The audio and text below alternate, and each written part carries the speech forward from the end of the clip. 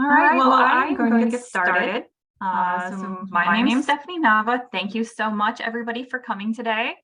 I am the Education and Events Coordinator for the Michigan Alzheimer's Disease Center, and I'll be managing things here on the back end.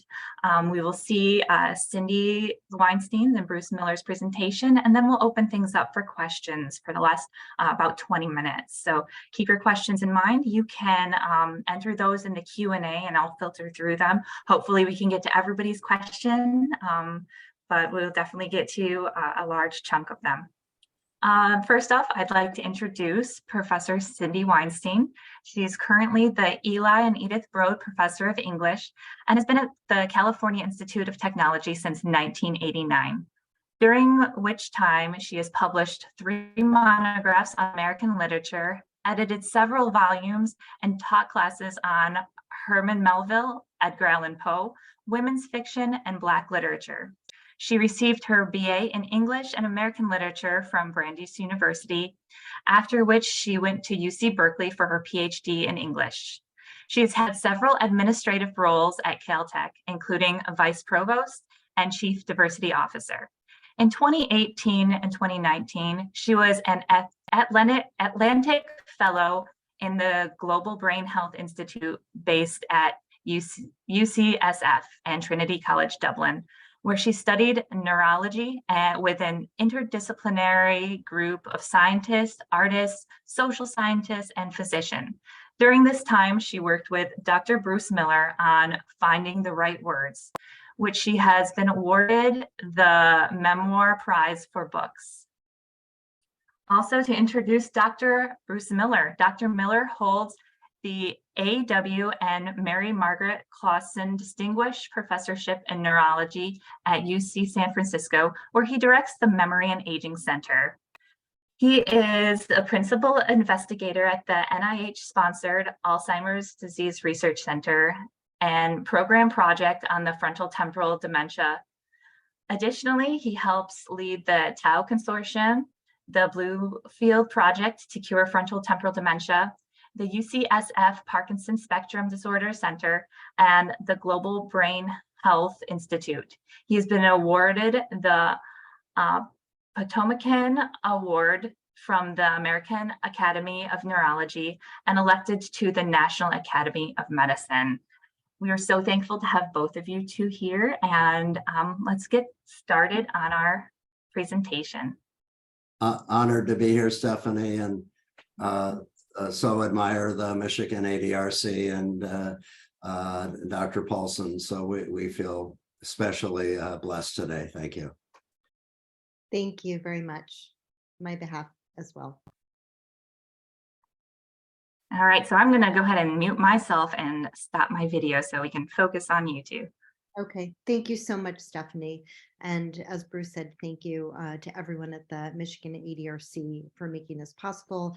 And today we're going to be talking about breaking the dementia stigma, why we wrote Finding the Right Words, a story of literature, grief, and the brain. Next slide. These are my parents, Sip and Jerry Weinstein, and this is them on their honeymoon. And the story that Finding the Right Words is about my dad and my mom, who was his primary caregiver. Next slide.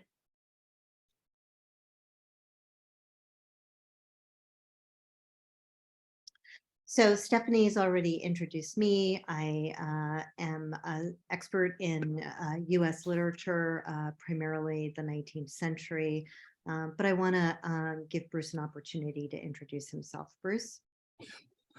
Yeah, well, thank you so much. I'm a Midwesterner. I think it left me with lots of good cultural things. My folks, who you'll meet in the book, met at Indiana University, where my dad went to med school. My mom became an artist. The way I met Cindy is interesting. She had wanted to write a book about her father's illness and had wanted to do so for many years. And we met together and talked a little bit about it. And when we met, it was a time when our new Global Brain Health Institute was forming. This is a philanthropic gift from a silent philanthropist. He doesn't put his name on things. His name is Chuck Feeney. And Chuck said, I would love to see a program between Ireland and San Francisco. Chuck is Irish American, huge pride in Ireland, which we put together between Trinity College and UCSF. We think a lot about ways of protecting brain health, particularly in low and middle income countries. And I think while we train physicians and neuroscientists, one of the major focuses is artists. And I think what Chuck and the Atlantic Philanthropies that he led were very interested in was having artists tell the stories of science that are so important. And often artists like Cindy communicate these stories better than we can. So GBHI trains about 40 fellows every year, many from low-income countries, and a few of them, like Cindy, extraordinary artists. Next slide.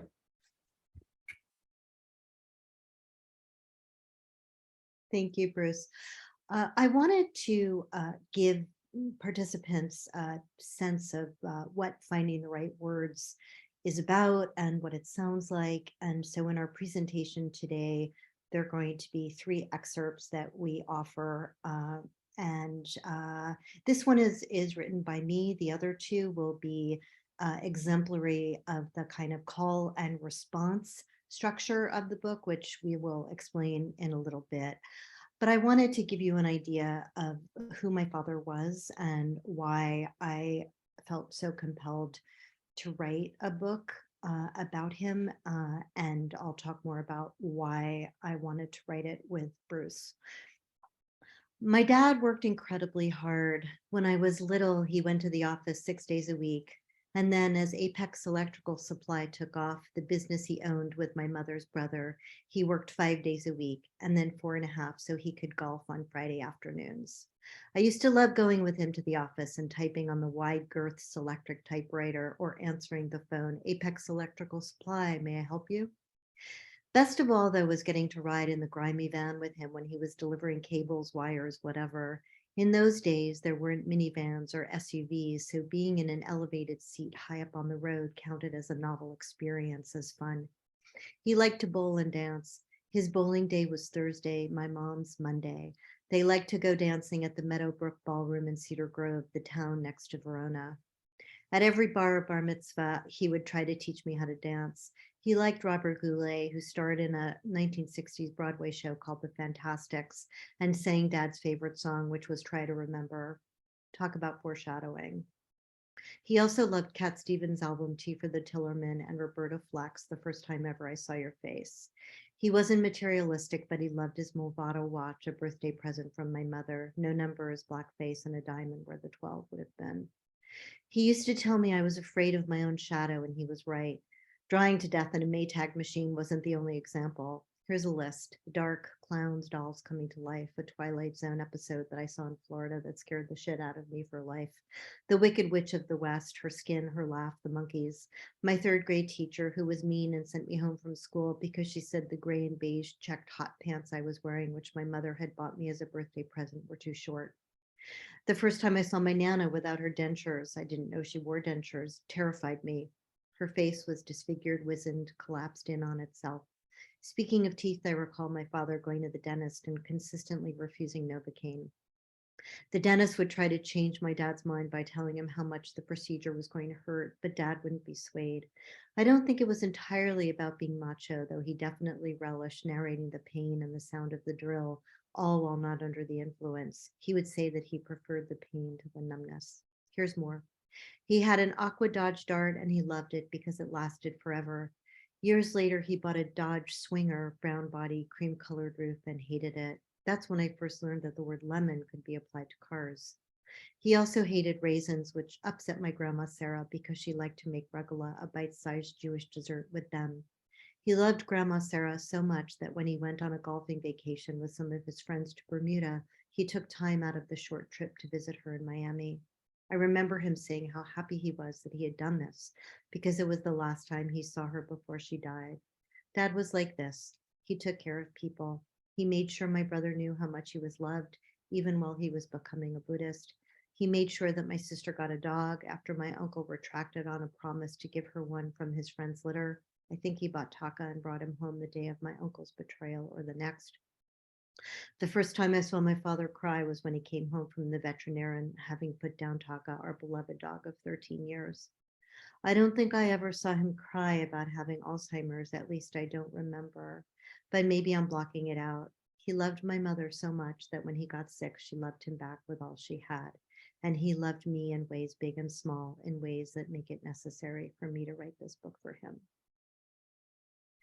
So that gives you an idea a little bit of who my father was and why I wanted to write this book for him. I say he had Alzheimer's. We'll talk a little bit more about that.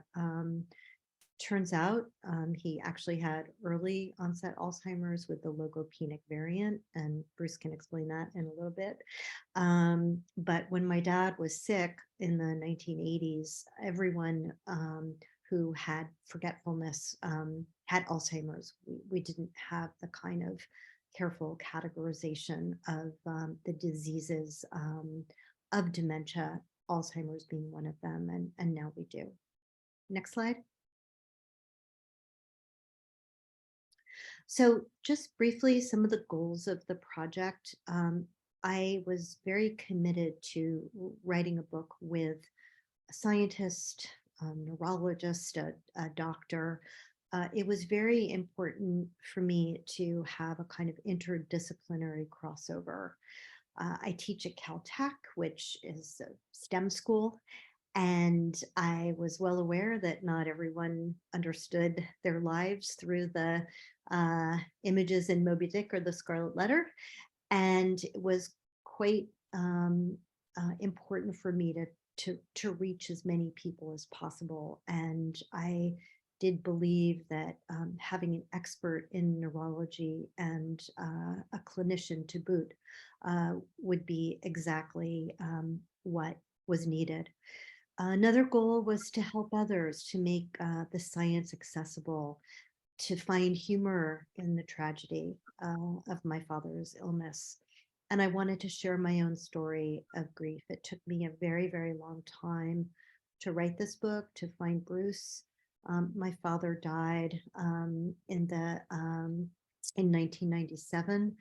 The book came out in 2021. There were books in between. I always wanted to write a book about my dad, but had to find the right person and had to find the right time.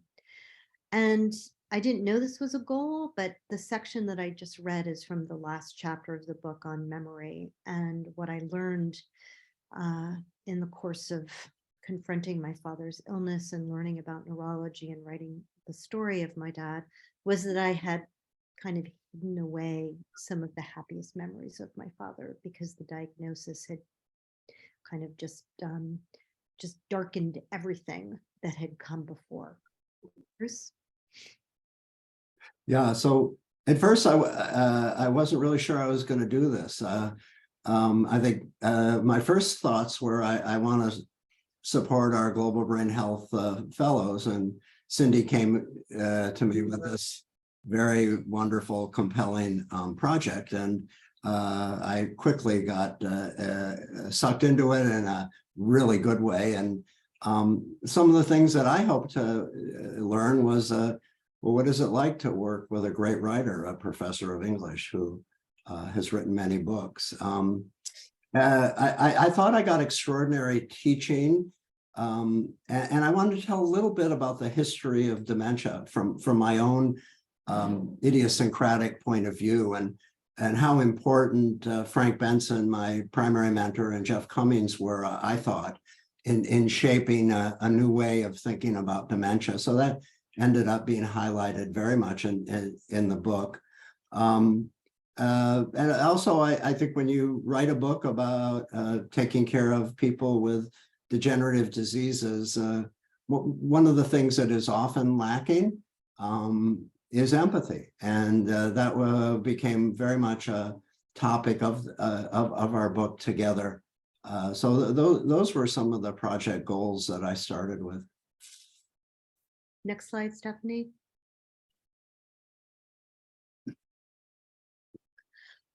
Again, I've already alluded to this. Some of the challenges had to do with remembering aspects of my father's disease. Some of the clinical presentations were extremely painful to revisit and remember and to write about. As I also said, it took me a very long time to find Bruce. I thought I would work with someone at Caltech. Turns out we really don't do very much work on dementia. We're beginning to do some research into Parkinson's, but I needed to go elsewhere to find the co-author of my dreams. And I also had a very clear sense of the book structure. I wanted to describe memories that I had of my father, and we'll read some excerpts that explain that a little bit more. I wanted to write about certain memories from the perspective of a daughter and the perspective of someone who loves literature and looks at the world through the lens of the literature that she loves. And then I wanted Bruce, my goal was to have him respond to the close readings, to the memories that I was delineating. And he did a magnificent job explaining the neurology behind what I was seeing, what was happening in my father's brain, for example, when he would be gone for 3 hours on an errand that should have taken 10 minutes. And the other thing that I really love about what Bruce did in his sections of the book, he used my dad's illness as a point of departure and spent a lot of time talking about early onset Alzheimer's and Alzheimer's, but then given his expertise in dementia, frontotemporal dementia, he brought in so many of the other diseases that fall under the umbrella term of dementia, so that readers who are dealing with loved ones with dementia, but not Alzheimer's, would get some of the brain health information that would be really hopefully helpful to them. Bruce? Yeah, and for me, a challenge from the beginning to the end was finding time to write in between my workload. Although toward the end, it really became a joy, and it became the one thing that I really wanted to do. I've written a number of books, but I wanted this one to be a little bit more personal, a little bit about me, as Cindy and I told these stories in different chapters. For her, the story of her dad's illness, me trying to frame that in terms of the science of what was happening to Jerry Weinstein. And I never got to read any medical records from Jerry. They were all destroyed. So it was all learning about Jerry from Cindy's unique point of view. Thank you. Next slide. I've been involved with a caregiver group, which actually came as quite a surprise to me through activities on social media. I found a caregiver group actually in the UK called Diverse Alzheimer's, and lots of different issues get discussed. And one that I just wanted to share with the participants here has to do with the issue of representation and how people with dementia are represented. And so I thought I would just sort of share these photographs. And I think in a couple, it's not clear who has dementia. And I think that's fine, because oftentimes, especially in the early stages, visually, one doesn't know that that a person is suffering from a brain disease. I think, though, that it's really important to offer a range of images of people with dementia. And this has to do with stigma and the power of photography. And there was an amazing photographer from my cohort at GBHI, Alex Kornhuber from Peru, who takes amazing photographs of Peruvians who have dementia. And I think it's really key for people to see what all of dementia looks like, the whole spectrum. And I think it's unusual to see the woman, for example, in the right-hand corner, sort of holding her head, and just kind of the sadness in her eyes. And I think it's just worth thinking about sort of the images of dementia that we get.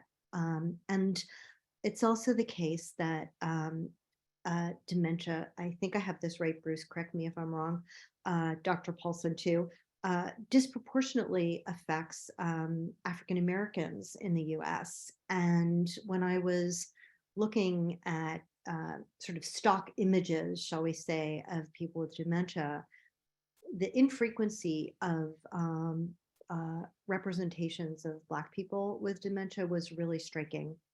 And I know a lot of ADRCs are working on reaching out to low income and historically minoritized communities. And I think there's a lot of opportunity for that work to continue. It's really important.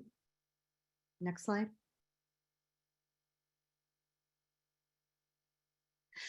So Bruce and I talk about stigma in the book. And I think this passage, I'm going to read my section and then Bruce is going to read his, really captures the pain of stigma on the person with dementia, on the caregiver, and on the family. This chapter is called Lost in Space, and it's about my father's spatial disorientation. Dad had a lot of friends when he could play, this is golf, and remember where he was, but people can only withstand witnessing so much dissolution and suffering before they jump ship. Invitations to play golf, to play cards, to go out to dinner as a couple started drying out. My mother couldn't understand why. She finally found out one day when she innocently asked one of Dad's golf partners why he hadn't been playing much lately. He replied that he had been playing, and then explained the reason for my father being excluded. Bottom line, the men couldn't take it anymore. Apparently, there had been difficulties for a while. My mother didn't go into details, perhaps because my dad's friends didn't, perhaps because she wanted to spare me. But the straw that broke the camel's back for the group of men with whom my dad had been playing golf for decades was the following. He had the golf club in hand, ready to swing for the fences, except he was literally swinging for and at the fences. In other words, he was aiming away from the putting green, positioning himself in the exact wrong direction. One of the men in the group gently turned my father's body around, correcting the error, helping my dad to finish the round, the last round he would play. That's it. That's the memory which combines kindness and cruelty in a way that I've never been able to put my finger on. Maybe because everyone in the memory does the best they can, but that does nothing to change the awful result. The kindness lies in the act of an older man gently, I remember that was the word my mother used, putting his hands around my father's waist. Okay, I'm inventing here. And wordlessly turning him around so he could take the swing. The man would do this one kind thing and nevermore, no relation to nevermore in Edgar Allan Poe's The Raven, put himself in a situation where he'd have to do it again. When my mother told me about this over the phone, I cursed up a blue streak and then signed up to take golf lessons at a driving range not far from the Berkeley campus. I have slightly more sympathy for Dad's golf partners now than at the time.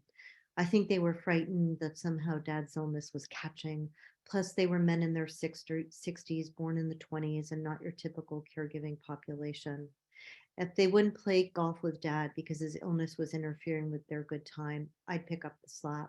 slack. Somehow I would do that from the other side of the country while teaching a composition class and writing my dissertation. And somehow learning to play golf 3,000 miles away from my father translated into playing golf with my father. Next slide. Bruce? Yeah.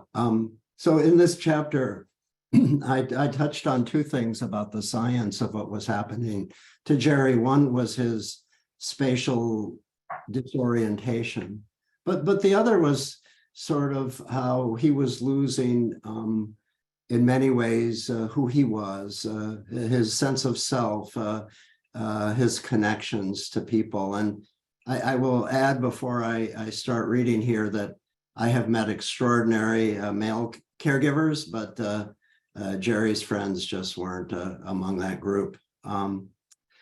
So pals from a lifetime of golfing together abandon Jerry the moment that he turns the wrong direction to drive a golf ball. Alzheimer's disease is often a litmus test for our humanity, a test that Jerry's friends and his golfing fraternity badly failed, scoring an F in empathy, friendship, helping, courage, and inner strength. If Jerry's going to recapture the fun he had golfing or gambling, Cindy is the only hope. Yet the very idea of golf or gambling is alien to her. She's not a golfer or a gambler. Cindy's space is quite different from Jerry's. Worse for her, the casinos and golf courses where these activities need to happen smell of decay.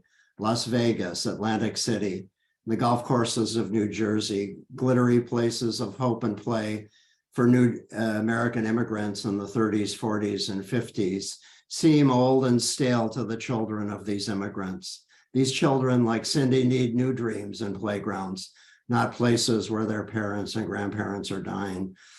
Spaces of hope for one generation become reminders of the inevitability of death for another. Dementia, with its relentless erasing of what we do not so well, is often a reckoning for a patient's loved one. This is who my dad was. This is what I knew about our relationship. And this is me in comparison. Alzheimer's disease challenges concepts around our own space and chips away at our confidence. No longer is our parent a steady rock that supports our life, a support that consciously and unconsciously buoys us up. Self-reflections and reference about who our loved one is and is becoming emerge like scenes in a sad novel. In this book, every month, the loved one is different. It happens fast, and the accounting must be repeated over and over again. Alzheimer's disease, and really any serious chronic illness in a person we love, forces us to know that our time is short. We too will pass, maybe in the same sad way. Our space will disappear. It seems insensitive to say that there is something good that happens as Jerry loses his personal space and comfort zone, while simultaneously losing his ability to navigate. The pain for Cindy and Jerry is excruciating, almost impossible to measure. It is also a time when loved ones try to understand, reach out, learn, and develop new skills. Jerry's fast friends, in quotation marks, who abandon him at his first moment of vulnerability, are the biggest losers in this story. Their own brain systems for caring, learning about Alzheimer's disease, and deepening their own altruism suffer, and they become forever less, much less. Cindy's active engagement broadens her vision. She taps an inner strength, a circuitry required for our own survival, bringing a new and stronger self for future crises. Next slide. Next slide, please. One of the things in the book, one of the things we really wanted to do for readers was to give information. I think of empathy as not only sort of within the realm of feeling, but also I think Bruce's expertise and his willingness to share it is a form of empathy. And so there are images throughout the book of the brain, and we're going to go through those right now. But this is to help readers kind of understand the vocabulary around neurology, so that when you go to the doctor, when you go to the neurologist, you'll have heard maybe the words primary progressive aphasia or vascular dementia. And having heard the words, I think kind of gives people a sense of confidence and makes one a better advocate. So here are some slides that are in color on the book website and in the book in black and white. And Bruce, feel free to comment on the slides that I'm about to show. Next slide.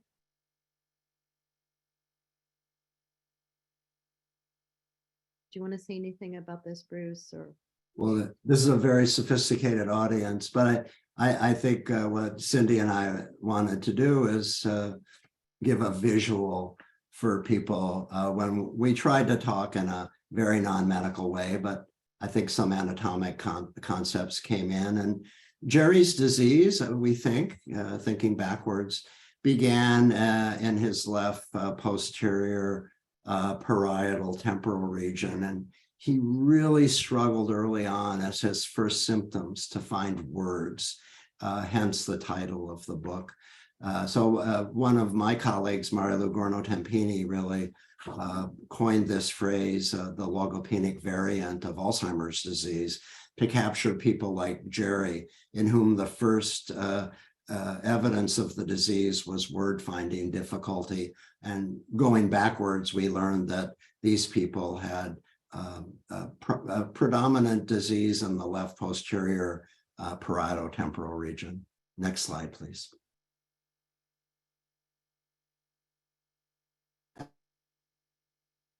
Sorry, so this is the different types of progressive aphasias that we see in dementia communities. And two of them, the semantic variant and the non-fluent variant, have non-Alzheimer's pathology. And I think for me, anatomy is not everything, but close to everything. And once we define the anatomy of a clinical syndrome, we often are directed to the underlying pathology. And Jerry's variant was associated with word finding pauses, impairment in his repetition of sentence and phrases. He knew what things were, but he just couldn't pull the word out. And his motor speech was essentially normal. Next slide, please.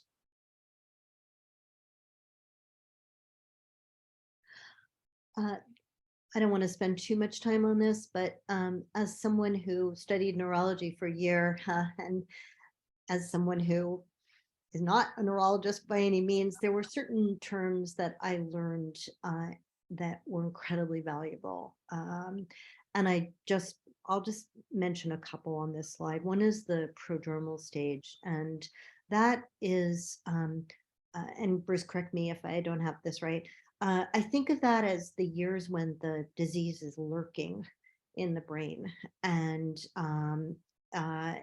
you get kind of glimpses, but sort of the full-on presentation of the disease is years away. And so looking back, I think about my father's difficulties with sleeping. There's a tremendous amount of research done on sleeping and dementia, but also hearing. And I tell the story in the book. Wasn't going to tell the story in the book, but when I told Bruce, he said, you got to tell it in the book. My mother, years before my father was sick, brought him to a hearing doctor. His hearing was, quote unquote, fine. The doctor then said to my mother, how long have you been married? She said several decades. And he said, he just doesn't want to listen to you. So that was not good. The other thing that I just want to mention here, Bruce gave a grand rounds presentation that I found so illuminating. And in it, he talked about the relation between depression and dementia. And he said that depression is not necessarily only a response to the dementia, but it could be a sign of the disease itself. And looking back, I think that that was probably true in my father's case. We had all sorts of explanations for why my father's mood had changed, why he had become depressed. He was selling his business. He and my mom were moving from New Jersey to Florida. There were all these transitions, and we just sort of chalked that up to, oh, that's why dad is depressed. But again, I think it was probably dad in the prodromal stage of the disease. Next slide. I'll just say it's great that hearing aids are now available over the counter, and they're probably not as excellent as the ones you would get from a hearing doctor, but something's better than nothing. And so these are some, again, a very useful term, modifiable risk factors. And Bruce, feel free to weigh in on any of this if you'd like. Well, yeah, I mean, I think a little bit to my surprise, but I think a very exciting development in our field is the idea that lifestyle is very important for prevention. And this is one of the ideas of the Global Brain Health Institute, that if we can get populations to diminish cardiovascular risk factors, sensory isolation, whether it's visual or auditory, sleep well without medications that interfere with deep sleep, exercise. These are all powerful risk factors if you don't do these things. And I think it's something that we focus on with every individual that we see in our clinic, whether they're sick or whether they're not. Yeah. Great. Next slide. If you are a caregiver, it's very important to take care of yourself. And there's a term called caregiver burden, and there's data to show that caregivers can suffer significant health problems. We've already talked a little bit about the emotional effects of stigma on both the person with dementia and their caregiver. Of course, there are huge economic challenges around caregiving. One thing that I say to people is, if you are a caregiver and you are going to the doctor for a physical or some other issue, there's a place on a form where it says other. You should indicate that you're a caregiver. This is something that the doctor needs to know, because it may be having an effect on, probably not even maybe is the right word. It most likely is having an effect on your health, and the doctor should know that this is a huge part of your daily life. Next slide.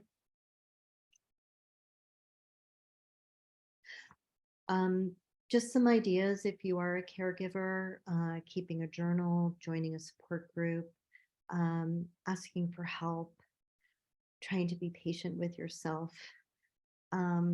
There are a lot of really good tips for caregivers, and I would encourage you to look on the Alzheimer's Association website.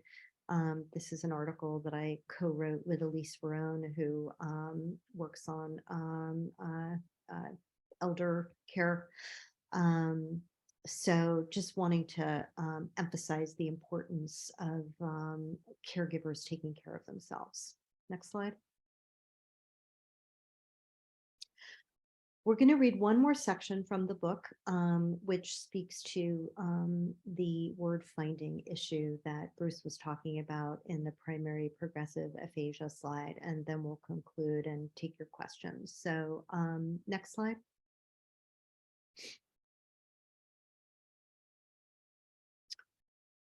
So this chapter is on word finding, and my section is called Call Me Ahab, which of course is a riff on Call Me Ishmael. Moby Dick is sort of the literary soundtrack of my life. So here we go.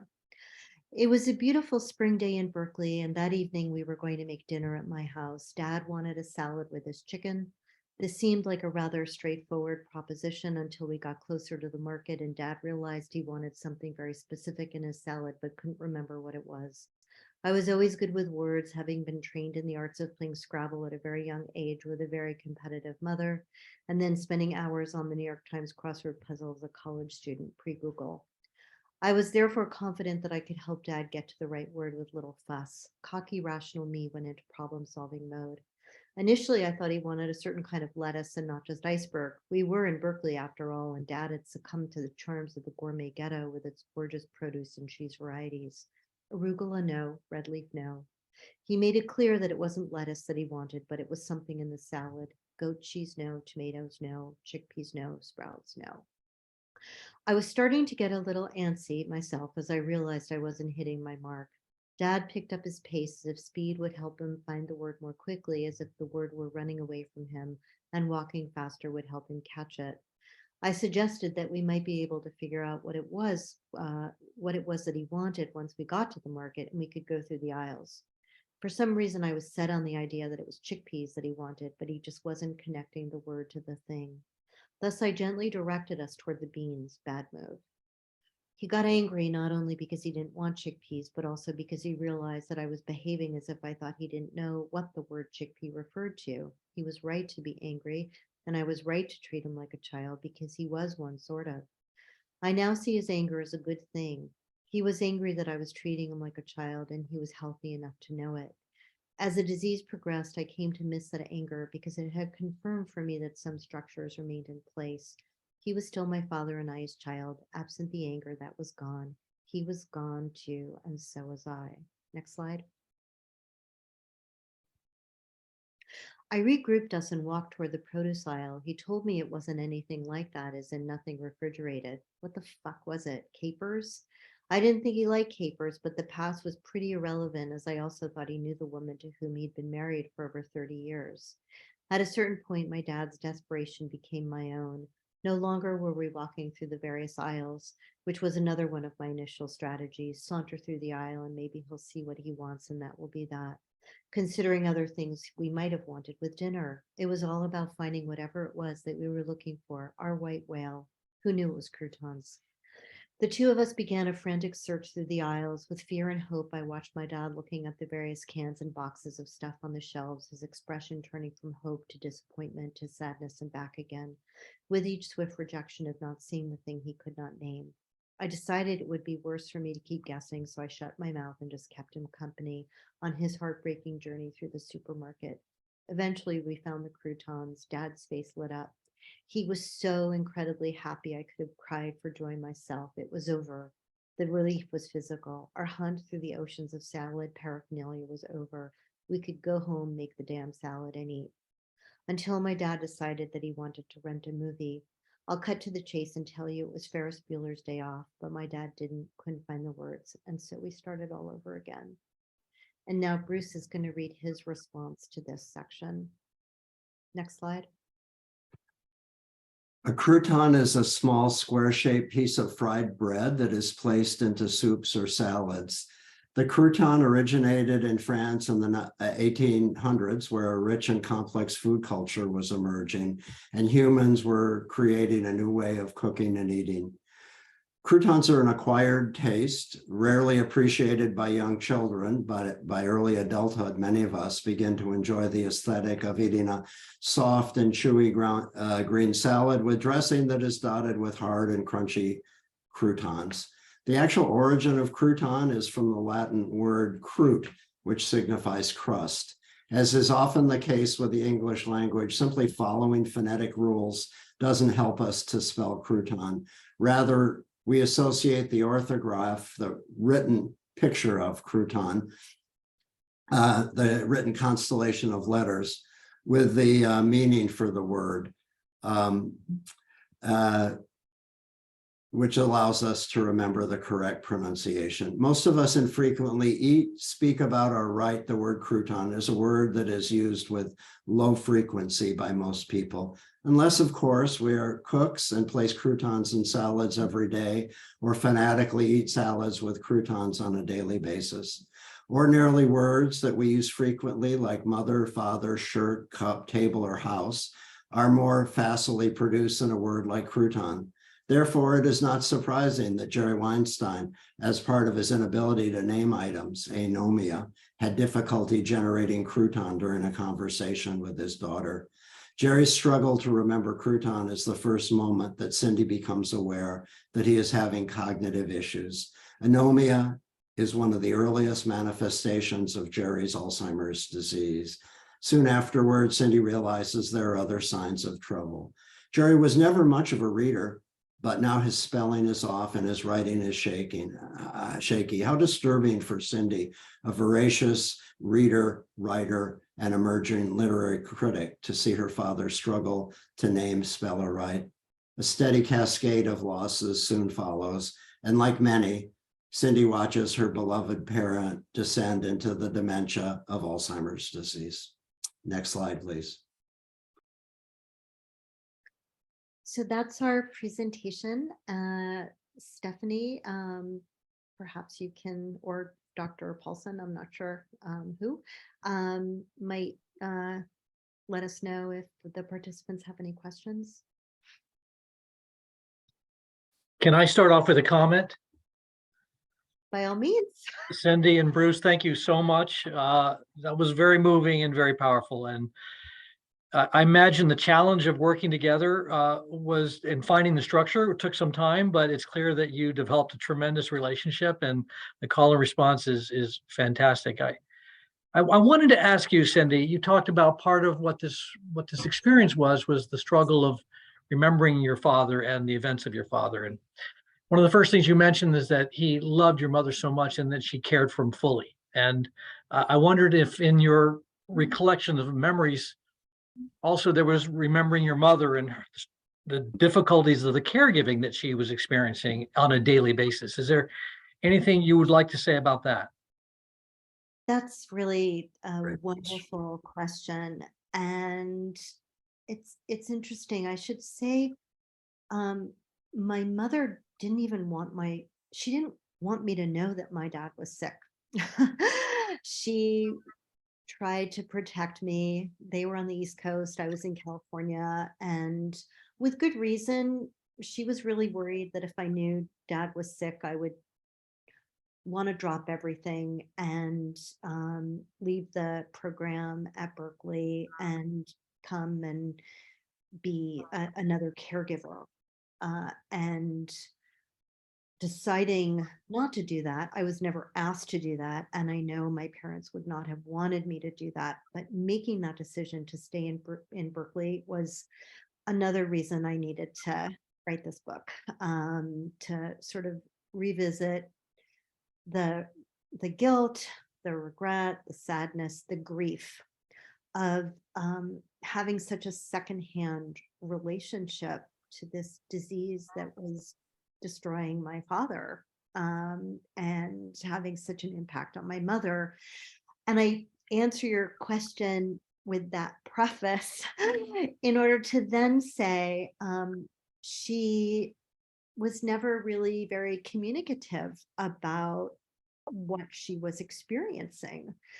I would go to Florida and visit them, and she didn't want to or couldn't. There was no vocabulary to share feelings. And I should say that as much as the science has progressed in dementia, thank God, even more, I think, is the conversation around caregiving. When my family got the diagnosis, the neurologist was like, okay, Jerry has Alzheimer's, goodbye and good luck. And my mother was just like left on her own to drown. And as a family, we didn't really know what to do. And I think that sort of part two of this experience with the book is joining a caregiver group so many years after my dad died, and actually finally getting a window into my mother's experience through strangers who are caregivers. And it's been so powerful. And I love, even though the stories are so sad, I feel like I'm hearing my mother who died herself several years ago, but like I'm getting the rest of the story. So I hope that answers your question. No, thank you. That's very helpful. I really appreciate that. I see you're starting to get some questions, and I'm going to say to the audience, there's no question that's a bad question. They're all good questions, and you have a remarkable range of experience, artistic, scientific, medical, and personal, with our two speakers today. So I encourage you to put your questions forward. Before we get to those two questions that are already there, I do want to say one thing. I was amazed about the golf buddy story. I have dealt with that in clinic many times, where golfing has been a very important part of the man's life. It's usually a man. It might be a woman in a couple, two couples. And there's no easy solution. But one of the things I've realized, if I can get my patient and their loved one to talk openly with their buddies about what's going on, they're less scared. And as you say, they can't take it anymore. They can take it longer. And so I encourage them early in the course of the disease, let your buddies know, your dinner buddies, your partners for movies, your golf buddies, your bridge partners, that you got this issue going on. It might be memory, might be language, because they know it's there. They're frightened of it because they don't know exactly what it is. But if you own up to it, they become your partners and they've got your back. It doesn't always work, but sometimes it does work. And I'm just struck that happens so often. It's extraordinary. I love the way you frame that we can help bring out the best in people in our clinics when we explain to them, how to deal with their friends and loved ones. And, I think a lot of people nowadays do want to help. It may not be playing a full 18 holes with Jerry. He probably couldn't do that, but even a couple hours with Jerry putting or something might be so gratifying for Thanks.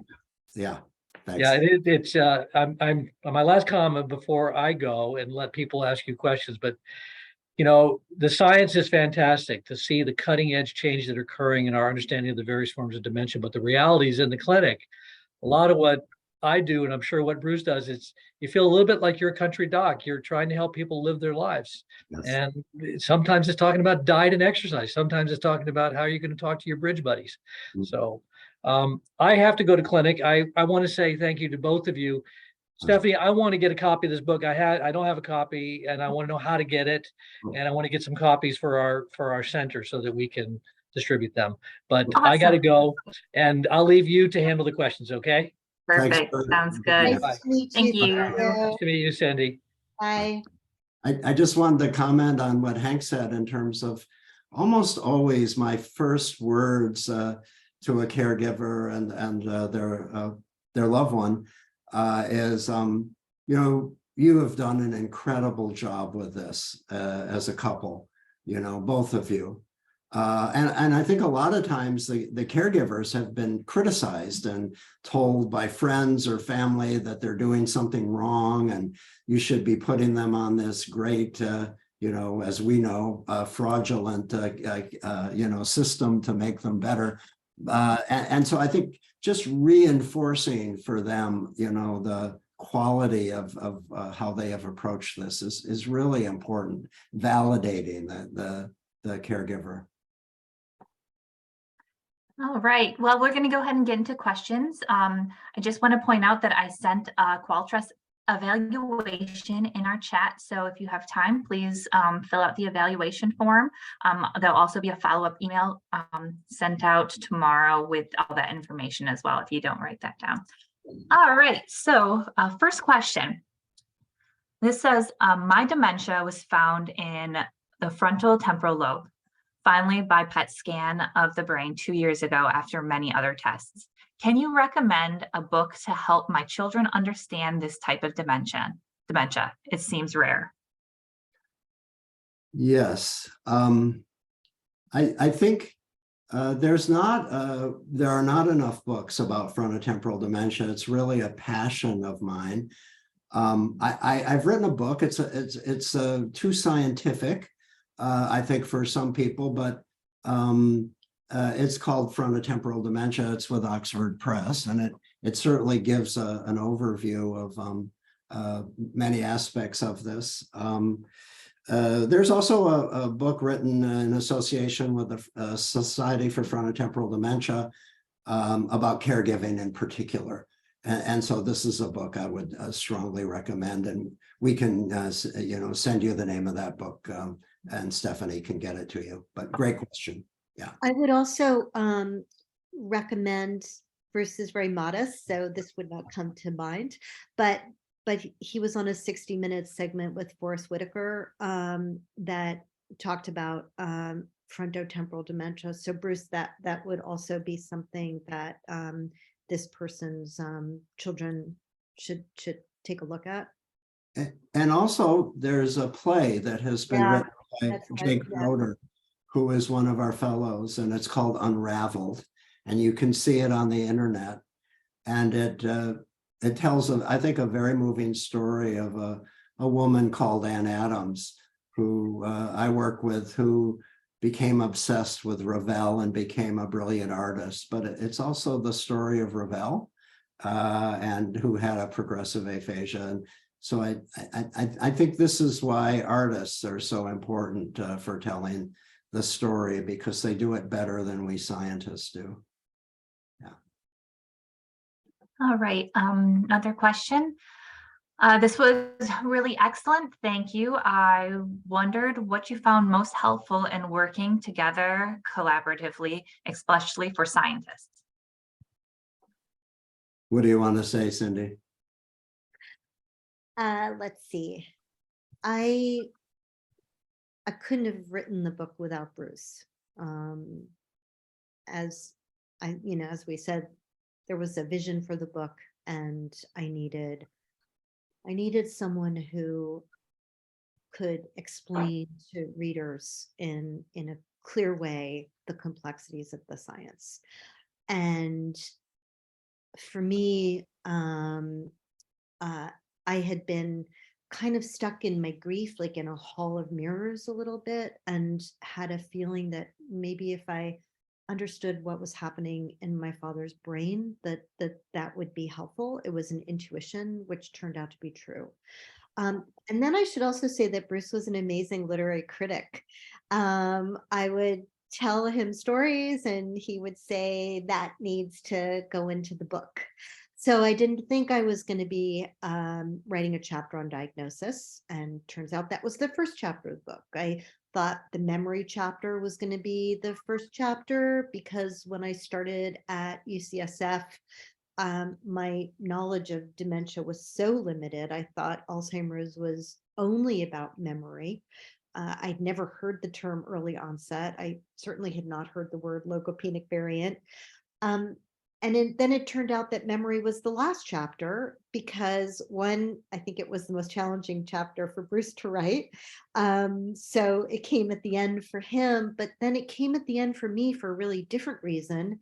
I was only able to, as I said earlier in the talk, kind of recover memories of my father before the diagnosis by looking at sort of the hardest things about his disease. And once I kind of looked at the hardest things, and I don't mean to say that, everything's put to bed grief-wise. I don't think that ever happens. But it made sense for the memory chapter for me to come at the end, because only by really learning about sort of the disease was I able to then recover what happened before the disease. Great. Bruce? Well, I think outcomes is what we care about in science. And I think if we want to extend our reach, I think we work with artists. We work with social workers.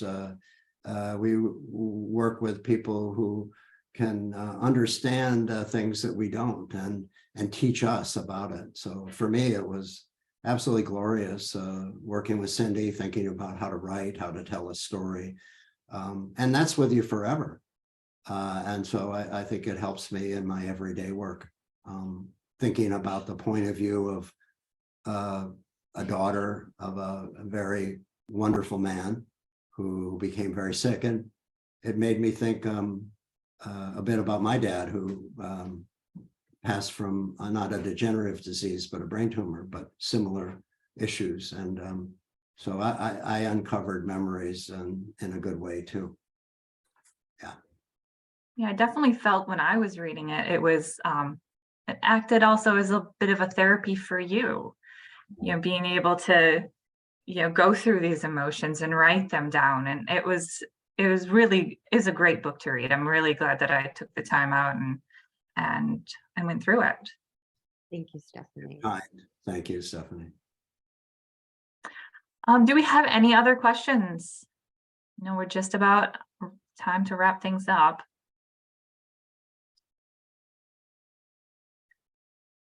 Well, thank you so much for coming out for this special speaker series. It was really nice getting to know you, and it was really nice, working with you. This was really fantastic. Thank you so much for providing this for us. Fantastic for us. Thank you. Everyone for coming. Yeah. Have a great Thanksgiving. Right. Bye-bye. Yeah. Thanksgiving, everyone. Bye. Bye.